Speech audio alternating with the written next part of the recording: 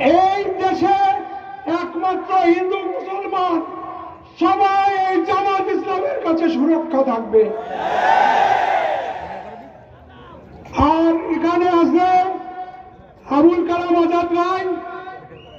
এই আবুল কালাম আজাদকে আপনারা আগামীতে এমপি করতে পারলে আপনাদের যে কোনো সমস্যা আছে সেই সমস্যা সে নির্মূল করবে।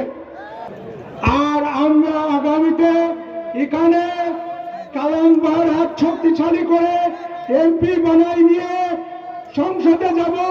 আর আমরা আগামীতে আপনারা যদি সাথে থাকেন আমরা সংসদে যাব।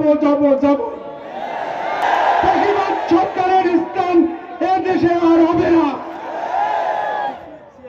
অমুক আসবে তমুক আসবে, কেউ আসবে না। আর যে পলাই যায় সে এদেশে আর আসে না। কোনদিন